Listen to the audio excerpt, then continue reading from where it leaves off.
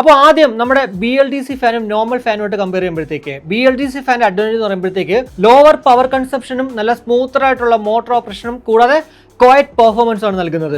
പക്ഷേ ഇവിടെ വളരെ ഇമ്പോർട്ടൻ്റ് ആയിട്ടുള്ളൊരു റിയാലിറ്റി ചെക്ക് ചെയ്യുവാണെങ്കിൽ നമ്മുടെ പഴയ ഓൾഡ് ഫാനുകളുണ്ടല്ലോ 75-80 വാട്ട്സിൻ്റെ ഒക്കെ ഫാൻ വെച്ച് നോക്കുമ്പോഴത്തേക്കാണ് അവിടെ ചെറിയൊരു വ്യത്യാസം നമുക്ക് മനസ്സിലാവും. എന്നാൽ ഇപ്പോൾ വരുന്ന ഇൻഡക്ഷൻ ഫാനുമായിട്ട് അതിപ്പോൾ ഒരു 50-55 വാട്ട്സിൻ്റെ ഒക്കെ ഫാനുകളുണ്ട്, അത് വെച്ച് കമ്പയർ ചെയ്യുമ്പോൾ അവിടെ ഇലക്ട്രിസിറ്റി സേവ് ചെയ്യുന്നുണ്ട്, പക്ഷെ നമുക്ക് വലിയ ഡിഫറൻസ് മനസ്സിലാക്കാൻ സാധിക്കത്തില്ല. ഇത് എപ്പോഴാണ് നല്ല രീതിക്ക് മനസ്സിലാക്കാൻ സാധിക്കുന്നത് വെച്ചാൽ ഏറ്റവും കൂടുതലായിട്ട് BLDC ഫാനുകൾ ഉപയോഗിക്കുമ്പോഴത്തേക്കും ഇപ്പോൾ 5 ഫാൻ ഉണ്ടെങ്കിൽ അതിൽ ഒരെണ്ണം BLDCയും മറ്റ് 4 നോർമൽ ഫാൻ ഉണ്ടെങ്കിൽ നമുക്ക് ഒരിക്കലും ആ ഒരു ഇലക്ട്രിസിറ്റി സേവ് ആവുന്നുണ്ടോ ഇല്ലയോ എന്ന് പെട്ടെന്ന് അങ്ങോട്ട് മനസ്സിലാക്കാൻ സാധിക്കത്തില്ല. അതുകൊണ്ട് തന്നെ പ്രാക്ടിക്കലി നമ്മൾ നോക്കുമ്പോഴത്തേക്ക് BLDC ഫാൻ എല്ലാ റൂമിലും ഉപയോഗിക്കുന്നെങ്കിൽ നമുക്ക് നല്ല രീതിക്ക് ഡിഫറൻസ് മനസ്സിലാകും. അതുപോലെ തന്നെ നമ്മൾ ഉപയോഗിക്കുന്ന ആ ഒരു മണിക്കൂറുകൾക്കും ഡിപ്പെൻസ് ആയിരിക്കും നമ്മുടെ ആ ഒരു ഇലക്ട്രിസിറ്റി ബില്ല് സേവ് ആവുന്നത്. ചെറിയൊരു എക്സാമ്പിൾ പറയുകയാണെങ്കിൽ 75 വാട്ട്സിന്റെ പഴയ ഫാൻ ഡെയിലി നമ്മളൊരു 10 മണിക്കൂർ ഉപയോഗിക്കുന്നു വെച്ചോളൂ.